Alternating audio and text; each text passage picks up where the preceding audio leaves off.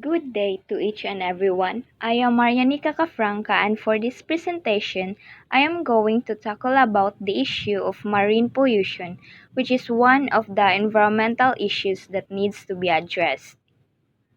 Oceans cover about 71% of the Earth's surface. They play an important role in the chemical and biological balance of the life on the Earth. They are vital to our food security, commerce, and transportation. But human activity has troubled the health of oceans. The habitats of marine mammals and fish have been degraded severely, with pollution responsible for the mass deaths of fish, mammals, and corals. Organochloric pollutants, pesticides, polychlorinated biphenyls or PCBs, and a range of other toxic pollutants. Those that are mentioned are one that accumulate within fishes, later moving up the food chain to cause reproductive disorders. So, what is marine pollution?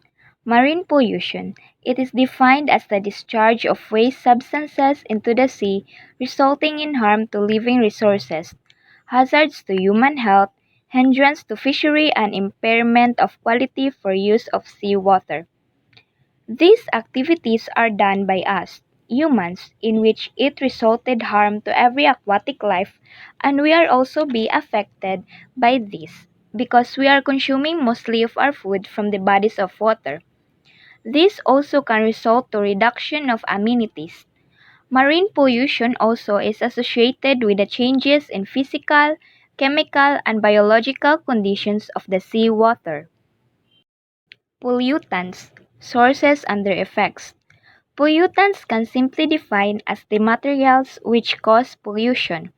The following are the pollutants that causes the marine pollution: sewage, pesticides, plastic waste, metallic waste, oil, heat, and dredge spoils.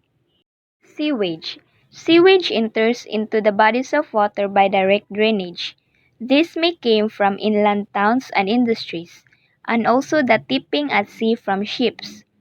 Detrimental effects of sewage includes eutrophication, deoxygenation, foul deposits, reduced salinity, infection, and toxic residues. Pesticides. Pesticides are organically active chemicals which are used for killing the pests. Pesticides may enter the oceans from the atmosphere after aerial spraying, from overland runoff of sprayed areas, from intentional dumping in the sea. PCBs have been found to have a serious effect on this aquatic animal's reproductive cycle. Pesticides affects food chain directly. These are more and more concentrated in fish, seagulls, seals, penguins, and marine planktons. This can cause patches on the skin, immunotoxicity, kidney damage, weight loss, and tumor formation in otters. Plastic waste. The mass of plastic in the oceans may be as high as 100 million metric tons. Many animals that live on or in the sea consume flotsam by mistake, as it often looks similar to their natural prey. Plastic debris, when bulky or tangled, is difficult to pass and may become permanently lodged in the digestive tracts of these animals, blocking the passage of food and causing death through starvation or infection. Fishing nets entangled aquatic organisms that restricts their movements, causing starvation, laceration, and infection, and in those that need to return to the surface to breathe, suffocation. Metallic waste. Metallic chemical elements have a relatively high density and toxic or poisonous at low concentrations. Examples of metallic waste are mercury, lead, nickel, arsenic, and cadmium, and so on. Metallic waste can be entered the marine environment naturally, through weathering of the Earth's crust, from rivers or by direct discharges, through the atmosphere, and this can enter the sea through oil spill. The use of anti-fouling paint on the bottoms of boats has been implicated as a major source of heavy metals in waters.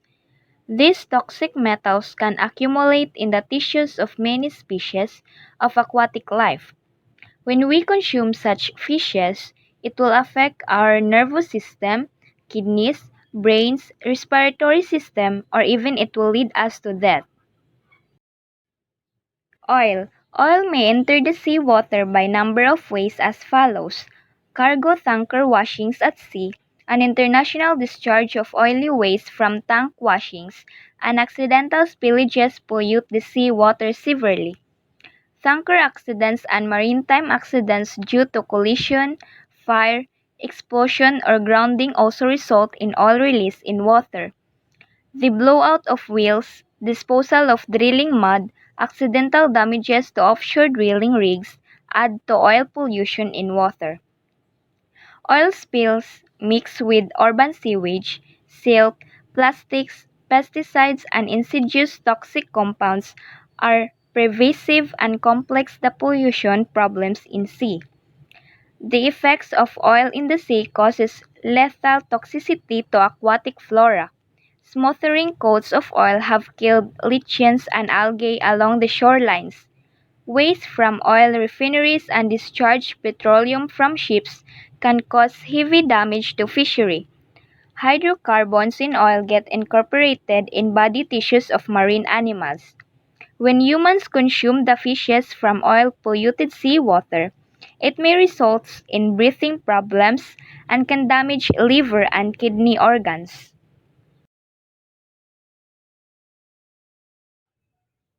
Heat. Accumulation of unusable heat from human activities can disrupt ecosystem in the marine environment.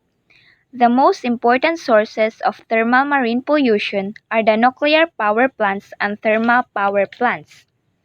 These power plants use the seawater for cooling. This water is generally returned to the sea at temperature 11 to 22 degrees Celsius or 20 to 40 degrees Fahrenheit, which is higher than it was initially.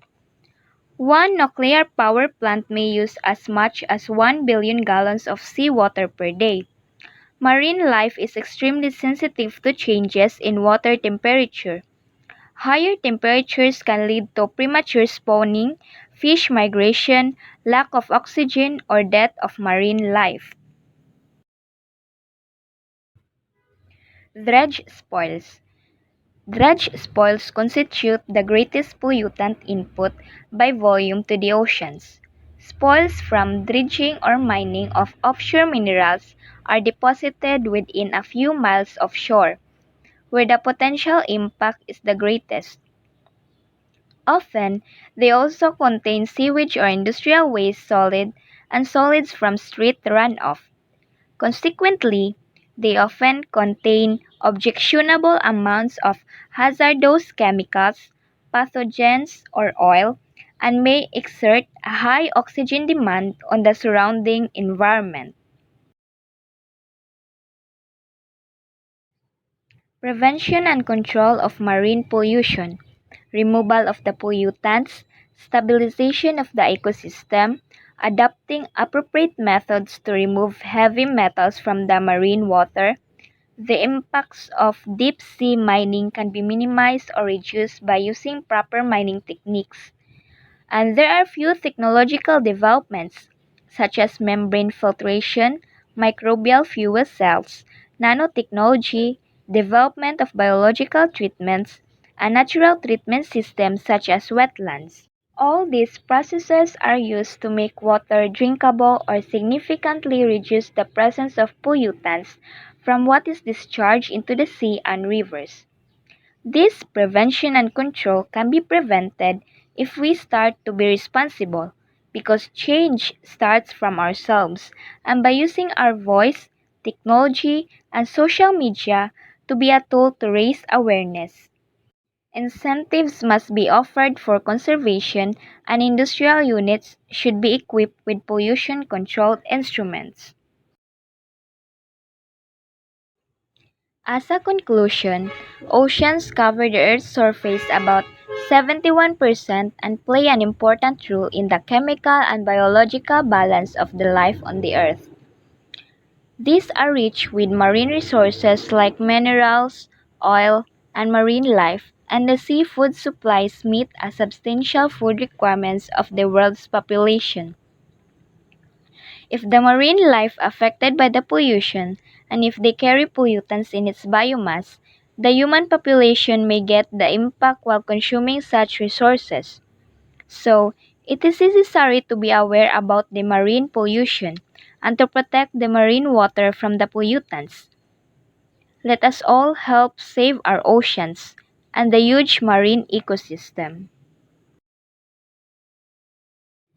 And that would be all about the marine pollution. And thank you for listening.